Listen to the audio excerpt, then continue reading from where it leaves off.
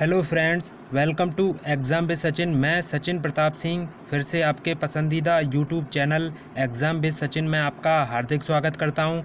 आज फ्रेंड्स हम एनटीपीसी के लिए टॉप 10 रीजनिंग के क्वेश्चन लाए हैं। आज हम इन प्रश्नों को करेंगे और अपने आप से ये आजमाएंगे कि हमने कितनी तैयारी की है। तो कृपया मेरे साथ इस वीडियो के अंत तक बने रहिए। चलिए टॉप 10 क्वेश्चन करते हैं, आपको बिल्कुल अच्छी तरीके से समझ में आएगा। मेरे साथ अंत तक बने रहिए। देखिए पहला क्वेश्चन दिया है, अगर मकान का संबंध किराया से है, अगर मकान का संबंध किराया है तो पूंजी का संबंध किससे है? तो इसमें 4 ऑप्शन दिए हैं। देखिए ब्याज, देश, निवेश या धन। तो एक बार बताइए, मकान से हमें क्या मिलता है? किराया। मकान से हमें क्या मिलता है? किराया। अगर कोई मकान उठाता है तो उससे किराया मिलता है।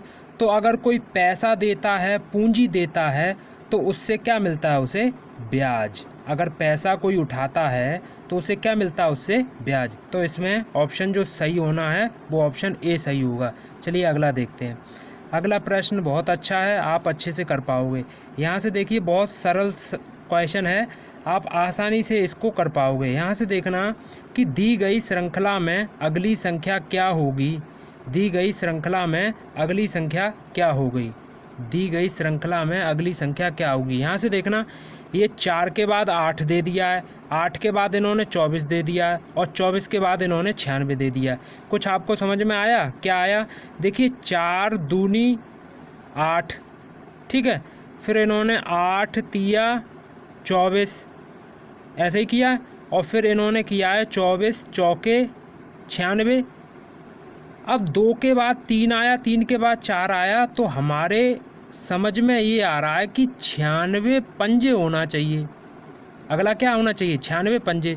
तो 5 छक्के 30 और 5 ने 45 और 3 48। तो हमारा सही जवाब इसमें कौन सा ऑप्शन होगा? ए ऑप्शन सही होगा। ये आपको अच्छी तरीके से आया होगा। तो कृपया मेरे चैनल को अभी तक आपने सब्सक्राइब नहीं किया तो मेरे चैनल को कृपया सब्सक्राइब कर लें और इस वीडियो को अंत तक देखें। आगे अगला प्रश्न देखिए आया, बहुत सरल आया है, इसको आप अच्छे से कर पाओगे। देखिए निम्नलिखित में से कौन सा एक भिन्न है? इन चारों में से कोई एक डिफरेंट है, उसको हमें चुनना है। 3 सिमिलर हैं। ध्यान से देखिए, तुलसीदास आप परिचित हैं, बिहारी लाल इनसे भी आप परिचित हैं, कबीरदास इनसे तो और भी ज़्यादा परिचित हैं, प्रेमचंद, यानी कि चारों जो हैं व्यक्ति इनसे आप परिचित हैं। इनको हमने किताबों के माध्यम से पढ़ा है इनके बारे में। तो यहाँ से देखिए एक डिफरेंट है। देखिए तुलसीदास कवि हैं, बिहारी लाल भी कवि हैं और कबीरदास भी कवि हैं, लेकिन जो प्रेमचंद हैं ये गद्य लेखक हैं। ये कैसे लेखक हैं? ये गद्य लेखक हैं। ये वाले तुलसीदास और बिहारी लाल और कबीरदास ये सब क्या हैं? कवि हैं। ये सब क्या हैं? कवि हैं। और ये हैं लेखक, ये गद्य लेखक हैं। तो इसमें हमें जो डिफरेंट बताना है वो हमारा ऑप्शन हो गया सी। ये आपसे समझ में आया होगा आपको अच्छी तरीके से। तो इसमें डिफरेंट सी ऑप्शन है। अगला देखते हैं। अगला प्रश्न है बहुत बढ़िया है, आप समझ पाओगे। देखिए बेमेल छांटिए। बेमेल छांटिए यानी कि हमें डिफरेंट बताना है यहाँ पे, कौन सा इन चारों में से भिन्न है। देखिए पहला है गियर। गियर डालते हैं गाड़ी में, गियर एक कार होती है, उसमें क्लच भी होती है, क्लच दबाते हैं, ब्रेक। इसमें से 4 में से ऑप्शन तुम्हें डिफरेंट कौन सा दिख रहा है? यहाँ से आप एक चीज़ देख सकते हो। देखिए जो गियर होता है, क्लच होता है और ब्रेक होता है, ये तो कार के तीनों के 3 भाग हैं।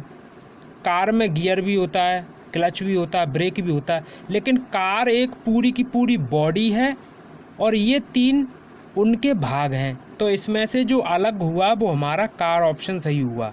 ये 3 ऑप्शन भाग हैं और कार हमारी पूरी बॉडी है। तो ये समझ में आया होगा। आगे देखते हैं। अगला बहुत सरल सवाल है और आप अच्छी तरीके से कर पाओगे। यहाँ से देखना, अगला सवाल क्या है? निम्नलिखित में से कौन सा चित्र, इन चित्रों में से कौन सा चिकित्सकों यानी कि डॉक्टर्स, अभियंताओं यानी कि इंजीनियर्स एवं प्राध्यापकों यानी कि प्रोफेसर्स के संबंध को सर्वश्रेष्ठ ढंग से दर्शाता है? एक बार बताइए, डॉक्टर्स जो होते हैं उनका फील्ड बिल्कुल अलग होता है डॉक्टर्स जो होते हैं उनका फील्ड बिल्कुल अलग होता है, इंजीनियर्स होते हैं उनका भी फील्ड बिल्कुल अलग होता है, और जो प्रोफेसर टीचर्स होते हैं उनका भी फील्ड अलग होता है। तो इसमें से तीनों के तीनों अलग हैं, तो इसमें से कौन सा ऑप्शन सही लग रहा है? इसमें से ऑप्शन ए सही लग रहा है। तो ये आपको अच्छी तरीके से आया होगा। चलिए अगला देखते हैं। अगला सवाल बहुत सरल है, आप अच्छे से और कर पाओगे। यहाँ से देखना है, इस सवाल को क्या करना है, जिस प्रकार रोटी गेहूँ से संबंधित है उसी प्रकार ईंट किससे संबंधित है। ये कह रहे हैं जिस प्रकार रोटी गेहूँ से संबंधित है उसी प्रकार ईंट किससे संबंधित है। यहाँ से ये समझ में आया, हमें रोटी किससे मिलती है? गेहूँ से। रोटी किससे मिलती है? गेहूँ से। तो ईंट किससे बनती है? क्या ईंट आग से, इमारत से, मिट्टी से या घनाभ से? डेफिनेटली आप बिल्कुल सही से समझ पा रहे होंगे। अगर रोटी गेहूँ से बनती है तो ईंट जो होती है वो भी किससे बनती है? मिट्टी से, सॉइल से। किससे? सॉइल से। आपको आ रहा होगा। Understood well? तो चलिए आगे देखते हैं। तो इसमें मिट्टी वाला ऑप्शन सही हो गया। देखिए निम्नलिखित में से असंगत छांटिए। इसमें भी डिफरेंट छांटना है, यानी कि देखिए गिटार, सितार, बांसुरी, वायलिन। देखिए ये चारों के चारों वाद्य यंत्र हैं, यानी कि बजाने वाले हैं। अब यहाँ से इसमें से डिफरेंट कौन सा है? आपने एक चीज़ देखी होगी, गिटार में भी तार होते हैं, वायलिन में भी तार होते हैं, सितार में भी तार होते हैं, लेकिन ये बांसुरी होती है, इस बांसुरी में कोई तार नहीं होता है। बाद बाकी गिटार, सितार, वायलिन बजाने के लिए इनमें तार होते हैं, लेकिन बांसुरी में तार नहीं होते हैं। तो तार के आधार पर यहाँ पर बांसुरी जो मुंह से बजाई जाती है ये बिल्कुल अलग है। तो इसमें हमारा सी ऑप्शन सही है। समझ आ गया? अगला देखते हैं।